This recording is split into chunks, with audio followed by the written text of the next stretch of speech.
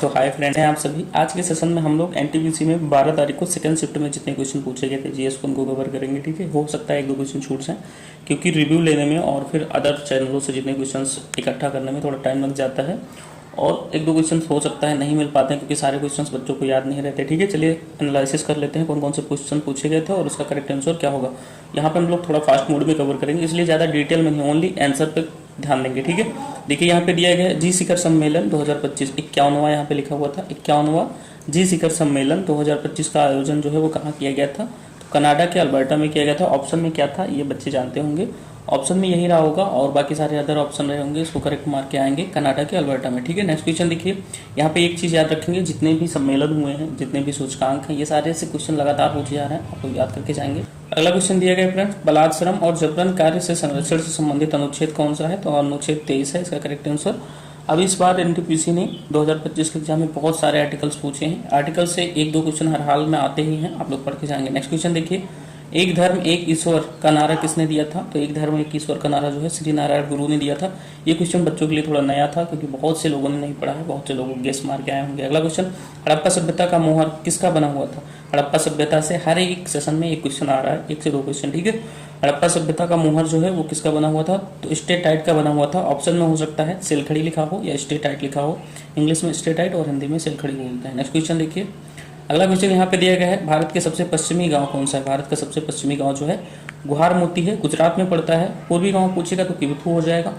इसी तरह कुछ पॉइंट पूछे जाते हैं, जैसे उत्तरी पॉइंट को क्या बोलते हैं, तो इंदिरा कॉल बोलते हैं और भारत के दक्षिणी पॉइंट को इंदिरा पॉइंट बोलते हैं। ठीक है, जो कि अंडमान निकोबार में पड़ता है। नेक्स्ट क्वेश्चन आइए देखते हैं, राष्ट्रपति लोकसभा को भंग कर सकता है, राष्ट्रपति लोकसभा को भंग कर सकता है तो मंत्रिपरिषद की सलाह पर भंग कर सकता है, आर्टिकल 82 में ऐसा लिखा हुआ है। ठीक है, 82 की क्लॉज 2 में लिखा हुआ है, सॉरी। ठीक है, अब यहाँ पे क्या है, ये क्वेश्चंस का मॉडल हो सकता है चेंज रहा हो, ये 100% क्वेश्चन आया था ये बात श्योर है, बट मॉडल हो सकता है इसका चेंज रहा हो, पूछने का तरीका जो है हो सकता है चेंज रहा हो। करेक्ट आंसर यही हो जाएगा, मंत्रिपरिषद की सलाह पर। ऑपरेशन ब्रह्मा किससे संबंधित है, ऑपरेशन ब्रह्मा जो है ये म्यांमार में भारत ने जो भूकंप पीड़ितों को सहायता दी थी उससे संबंधित है। ठीक है, तो म्यांमार में भूकंप पीड़ितों की सहायता से संबंधित है, आपदा राहत से संबंधित है। ऐसा ऑप्शन कहीं ना कहीं म्यांमार रहा होगा, उसमें म्यांमार से संबंधित कुछ चीजें रही होंगी। ठीक है, नेक्स्ट क्वेश्चन देखिए, ऑपरेशन से भी लगातार क्वेश्चन पूछे जा रहे हैं और ऑपरेशन वाला क्वेश्चन ये जो है वो मैंने पढ़ाया भी है। नर्मदा नदी के उत्तरी भाग को कहा जाता है, नर्मदा नदी के उत्तरी भाग को मालवा का पठार कहा जाता है और विंध्य पर्वत माला भी कहा जाता है। रीजन क्या है, ये दोनों के दोनों उत्तरी भाग में पड़ते हैं। अब ऑप्शन में हो सकता है मालवा का पठार रहा हो या विंध्य पर्वत माला रहा हो। ठीक है, नेक्स्ट क्वेश्चन देखिए, धन निष्कासन का सिद्धांत किसने दिया था, बहुत ही इजी क्वेश्चन है, दादा भाई नौरोजी ने दिया था, सभी बच्चों को लगभग आंसर पता है।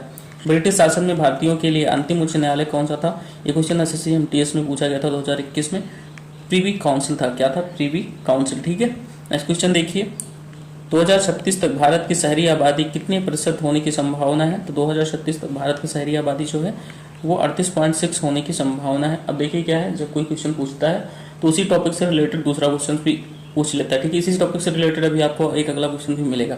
अगला क्वेश्चन देखते हैं, अनुच्छेद 2, यहाँ पे 2 ऐसे नहीं ऐसे लिखा होना चाहिए और 3 यहाँ पे लिखा हुआ है, 3 ऐसे होना चाहिए, को किस बहुमत द्वारा पारित किया जाता है, अनुच्छेद 2 और 3 को साधारण बहुमत द्वारा पारित किया जाता है। ठीक है, अनुच्छेद 2 और 3 को साधारण बहुमत द्वारा पारित किया। देखिए अनुच्छेद से 2 क्वेश्चन हो गए, हर एक सेशन में 1 से 2 क्वेश्चन अनुच्छेद से पूछे जा रहे हैं, आर्टिकल से पूछे जा रहे हैं, आप लोग पढ़ के जाएंगे।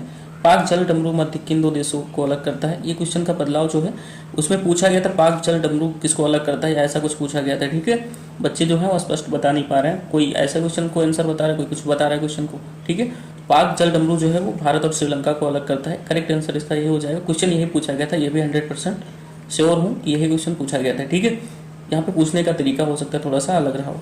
अब यहाँ पे पाक लिखा हुआ है इसलिए थोड़ा कंफ्यूजन हो सकता है, पाक जल डमरू जो है वो भारत और श्रीलंका को अलग करता है।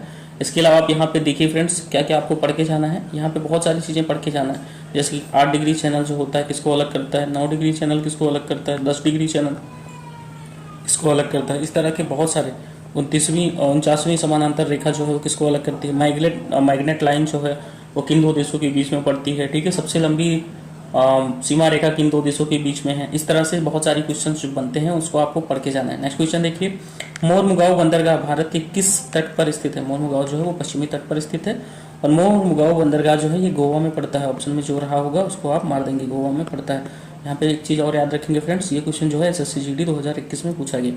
और चीज़ मैं बता दूँ एक चीज़, यहाँ पे कई बच्चे बोलते हैं बहुत सारे टॉपिक्स हैं कैसे पढ़ के जाएंगे, जिनका पेपर इजी है यार, आप ऐसे क्लास को सिलेक्ट कीजिए, जैसे किसी भी की भी क्लास सेलेक्ट करते हैं ना, मान लीजिए आप कोई भी क्लास सेलेक्ट करते हैं पढ़ने के लिए, तो आप ऐसे मत सेलेक्ट कीजिए कि आपको 2 घंटे पढ़ने पड़े एक ही क्लास एक ही चैप्टर। आप चैप्टर वाइज या टॉपिक वाइज बहुत सारी लीजिए और ज़्यादा से ज़्यादा 5 से 6 मिनट में उसको कवर कीजिए, ठीक है। इस तरह से आप मतलब 10 टॉपिक 1 घंटे में तकरीबन 10 से 12 टॉपिक्स कंप्लीट कर लेंगे, और एक दिन में ही आप बहुत सारे, अगर 8 घंटे भी पढ़ेंगे, इस समय पेपर आने वाला है तो बहुत सारे टॉपिक्स कवर हो जाएंगे। और 2 दिन पढ़ने के बाद अगले 2 दिन आप रिवीजन कर लीजिए, और 4 दिन में सारे के सारे टॉपिक्स रिवाइज हो जाएंगे आपके, ठीक है। इंपॉर्टेंट टॉपिक्स जो होते हैं। नेक्स्ट क्वेश्चन देखिए, परसीमन आयोग किसके प्रति उत्तरदायी है? तो परसीमन आयोग जो है एक स्वतंत्र निकाय है, किसी के प्रति उत्तरदायी नहीं है। लेकिन ऑप्शन में अगर संविधान एवं कानून रहा होगा तो ये आंसर जो है इसका सही हो जाएगा। संविधान और कानून के प्रति उत्तरदायी है, ना कि संसद के प्रति, ना लोकसभा के प्रति, ना राष्ट्रपति के प्रति, ये सारी चीजें हो जाएंगी। इसका करेक्ट आंसर संविधान और कानून हो जाएगा। अगर ऑप्शन में ये नहीं है तो बोल देंगे इनमें से कोई नहीं। नेक्स्ट क्वेश्चन देखिए, MS वर्ड में फाइल को सेव करने के लिए कौन सी शॉर्टकट की जो है उसका उपयोग किया जाता है? ये क्वेश्चन मैंने कंप्यूटर में कराया भी है, और ये तीसरी बार है जो 2025 में ही रिपीट हो रहा है, ठीक है। तीसरी बार वर्ष 2025 में ही रिपीट हो रहा है। ऐसे क्वेश्चंस जो होते हैं हो सकता है बार बार रिपीट हो, ये ऑलरेडी 3 बार हो चुका है। माइक्रोसॉफ्ट का स्टार्ट मेनू पहली बार किस विंडो के साथ सामने आया था? माइक्रोसॉफ्ट का स्टार्ट मेनू है वो विंडो 95 के साथ आया था। अब यहाँ पे आप लोग बोलेंगे कि ये मेरे कंप्यूटर क्लास में नहीं है, तो हाँ मैं मानता हूँ ये नहीं है, ये भी आपको मिल जाएगा। लेकिन ये सारे क्वेश्चन जो है प्रीवियस ईयर में पूछे गए, मैंने देखा है। मैंने चैप्टर तकरीबन 9-10 चैप्टर कंप्लीट किए, 9 अभी 3 चैप्टर जो है वो बाकी थे। सोचा था एक ही क्लास में 3 चैप्टर और जो बचे हुए हैं उनको कंप्लीट कर देंगे, उसमें ये सारे क्वेश्चन इंपॉर्टेंट क्वेश्चन आ जाएंगे। अगर आप लोग बोलेंगे तो ज़्यादा से ज़्यादा क्लास जो है वो 10 से 15 मिनट की होगी, और उसमें कंप्यूटर के जो 3 चैप्टर बचे हुए हैं उनको भी मैं कंप्लीट कर दूंगा, ठीक है। कौन कौन सा चैप्टर बचा हुआ? आई थिंक चैप्टर नंबर 8 एक बीच में छोड़ दिया है मैंने, इंटरनेट नाम है उस चैप्टर का, ठीक है। और चैप्टर नंबर 11-12 छूट गया, ठीक है। ये तीनों चैप्टर छूटे हैं और इसमें बहुत सारे क्वेश्चन है, मैंने देखा है तकरीबन 150 क्वेश्चन है। 15 मिनट में हम लोग कवर कर देंगे इंपॉर्टेंट क्वेश्चन सारे। नेक्स्ट क्वेश्चन देखिए, विंडोज में अस्थायी रूप से किसी फाइल को डिलीट करने के लिए, ये क्वेश्चन भी प्रीवियस ईयर का है, शिफ्ट प्लस डिलीट का यूज करते हैं, मैंने बताया भी था क्लास में। नेक्स्ट, नीति आयोग की रिपोर्ट के अनुसार वर्ष 2013-14 से वर्ष 2023-24 के बीच भारत की गरीबी जो है वो कितने प्रतिशत कम हुई है? तो ये गरीबी जो है वो 17.89% कम हुई है, ठीक है। अगला क्वेश्चन दिया गया है, दिल्ली विधानसभा के चुनाव में केजरीवाल के खिलाफ कौन थे? केजरीवाल के खिलाफ जो है वो प्रवेश वर्मा थे, बीजेपी से थे। किससे संबंधित थे? बीजेपी से। कितना सीट आम आदमी पार्टी यानी केजरीवाल की पार्टी को मिला था? तो केजरीवाल की पार्टी को 22 सीटें मिली थी, ठीक है। ऑप्शन में बीजेपी के साथ या फिर प्रवेश वर्मा के साथ 22 सीटें दी गई होंगी। नेक्स्ट क्वेश्चन देखिए, 23 जनवरी 2025 को पराक्रम दिवस कहाँ मनाया गया? ये क्वेश्चन थोड़ा सा टफ लेवल हो जाता है। जब कोई क्वेश्चन पूछा जाता है पराक्रम दिवस जो है वो कब मनाया गया, तो सभी को पता चल जाता है कि 23 जनवरी को मनाया गया। या फिर क्यों मनाया जाता है, तो सुभाष चंद्र बोस की जयंती पर मनाया जाता है। पराक्रम दिवस किसकी जयंती पर? सुभाष चंद्र बोस की जयंती पर मनाया गया। इस बार बाराबत्ती किले में मनाया गया है, जो कि कटक में पड़ता है, उड़ीसा में, ठीक है। हो सकता है ऑप्शन में कटक उड़ीसा दिया रहा हो ऐसे ब्रैकेट में, ठीक है, या फिर बाराबत्ती किला कटक उड़ीसा दिया रहा हो, तो ये पूरा जो है इसका करेक्ट आंसर हो जाएगा। यहाँ से यहाँ तक भी करेक्ट आंसर हो सकता है, और बाराबत्ती किला भी जो है इसका करेक्ट आंसर हो सकता है। अगला क्वेश्चन दिया है, ग्लोबल जेंडर गैप इंडेक्स में मुख्य रूप से क्या क्या आयाम होते हैं? ग्लोबल जेंडर गैप इंडेक्स में मुख्य रूप से 4 आयाम होते हैं। उसमें आर्थिक भागीदारी और अवसर, शिक्षा का अवसर होता है, स्वास्थ्य और उत्तरजीविता होती है, साथ में राजनीतिक सशक्तिकरण होता है। इसमें से जो भी ऑप्शन में रहा होगा वो करेक्ट आंसर हो जाएगा। हो सकता है 2-3 ऑप्शन सही रहे हों और लास्ट में पूछा गया हो इनमें से सभी सही हैं, इस तरह पूछा जा सकता है, ठीक है। नेक्स्ट क्वेश्चन आइए देखिए, अगला क्वेश्चन दिया गया है, उड़ती अप्सरा का प्रसिद्ध चित्र किस गुफा में है? उड़ती अप्सरा का प्रसिद्ध चित्र जो है वो अजंता की गुफा में है। अच्छा क्वेश्चन है। नेक्स्ट क्वेश्चन देखिए, अगला क्वेश्चन दिया गया है, संयुक्त राष्ट्र की रिपोर्ट के अनुसार भारत 2025 में कितने प्रतिशत नगरीय क्षेत्र रहने की संभावना है? तो भारत में 2025 में 37% नगरीय क्षेत्र रहने की संभावना रहेगी, ठीक है। नेक्स्ट क्वेश्चन देखिए, कोलकाता, ये करंट से क्वेश्चन पूछे गए हैं, बहुत सारे करंट से क्वेश्चन पूछे गए हैं, ठीक है। कोलकाता नगर निगम की स्थापना कब हुई थी? कोलकाता नगर निगम की स्थापना जो है ये 1726 में हुई थी। करेक्ट आंसर 1726 हो जाएगा, ऑप्शन में रहा होगा। और ऐसा भी पूछा जा सकता है भारत का पहला नगर निगम जो है वो कौन सा था? तो मद्रास था, जिसकी स्थापना जो है वो 1688 में हुई थी। भारत का पहला नगर निगम मद्रास। नेक्स्ट क्वेश्चन देखिए, सीरम के द्वारा किस बीमारी का पता चलता है? तो यहाँ पे इसका आंसर मैंने काफ़ी ढूंढा। सीरम के द्वारा एक्चुअली कई बीमारियों का पता चलता है, विटामिन B12 की कमी हो जाती है या एनीमिया से संबंधित कुछ प्रॉब्लम्स हो जाते हैं, ठीक है। बहुत सारी बीमारियां जो है इससे संबंधित हैं। तो करेक्ट आंसर जो है इसको आप सर्च कर लीजिएगा, इसको आप गूगल कर लेंगे और जो आपके ऑप्शन में रहा होगा वो इसका करेक्ट आंसर हो जाएगा, ठीक है। क्योंकि हो सकता है ऑप्शन में कुछ और रहा हो, मैं आपको कुछ और बता दूं। नेक्स्ट क्वेश्चन देखिए, विश्व आर्थिक मंच 2025 की वार्षिक बैठक कहाँ आयोजित की गई थी? विश्व आर्थिक मंच 2025 की वार्षिक बैठक जो है वो दावोस स्विट्जरलैंड में आयोजित की थी जनवरी के महीने में, आई थिंक 24 जनवरी की, 19 से 24 जनवरी तक। नेक्स्ट क्वेश्चन दिया गया फरवरी 2025 में रेपो रेट जो है वो कितना था, तो 6.25 था। कितना था, 6.25।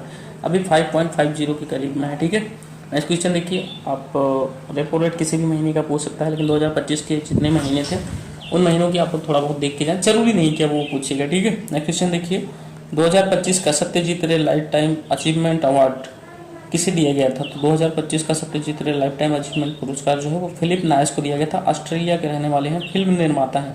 क्या है, फिल्म निर्माता। नेक्स्ट देखिए, पेरिप्लस ऑफ द एरिथ्रियन सी किस शताब्दी में लिखी गई, तो इसका आंसर यहाँ नहीं लिखा हुआ है, पहली शताब्दी में लिखी गई। तो नेक्स्ट क्वेश्चन आइए देखते हैं। अगला क्वेश्चन दिया गया है, जब कोई पदार्थ अतिचालकता को प्रदर्शित करता है तो उसमें निम्न मुख्य परिवर्तन होते हैं। क्या परिवर्तन होते हैं, तो फ्रेंड्स उस पदार्थ में विद्युत प्रतिरोधकता जो होती है वो शून्य हो जाती है, चुंबकीय क्षेत्र भी शून्य हो जाता है। ऑप्शन में जो रहा होगा वो आपका करेक्ट आंसर हो जाएगा। यहाँ पे सारे क्वेश्चन जो हैं वो समाप्त हो गए हैं। तो यहाँ पे मैं फ्रेंड्स सही बता देता हूँ, आप लोगों को कुछ छिपाना नहीं है। 40 क्वेश्चन जो है वो जीएस के पूछे जाते हैं, 40 मार्क्स के होते हैं। और इसमें हम लोगों ने जो है वो 31 क्वेश्चन के करीब में किया है, 31 या 32 क्वेश्चन के करीब में किया है। 8 क्वेश्चन जो है हम लोगों को नहीं मिल पाया, ठीक है। यानी कि 8 क्वेश्चन ऐसे भी रहेंगे जो बच्चों को याद नहीं रहेंगे, तो जो हो सकता है थोड़ा टफ हो। ये सारे क्वेश्चन जो है वो नॉर्मल लेवल के हैं, इसमें आप 31 में से 25 तो कर ही सकते हैं, ठीक है। और 1-2 क्वेश्चन थोड़ा सा करंट के टफ थे, बाकी सारा कर सकते हैं आप। मिलेंगे नेक्स्ट एनालिसिस में। Thanks for watching. इससे संबंधित या फिर अन्य एग्जाम से संबंधित जैसे कि बीपीएससी के प्रीवियस ईयर के क्वेश्चन जो हैं अभी कराए जाएंगे इस चैनल पे, ठीक है। तो अगर आपको देखना है सारे प्रीवियस ईयर के क्वेश्चन चैप्टर वाइज, तो चैनल को सब्सक्राइब कर लीजिए। या फिर अदर एग्जाम्स जो होंगे पेट वगैरह के होंगे, सारे के सारे प्रीवियस ईयर के क्वेश्चंस जो है इस चैप्टर पे कराए जाएंगे, करंट भी कराए जाएंगे, ठीक है। थैंक्स फॉर वॉचिंग, मिलेंगे नेक्स्ट सेशन में।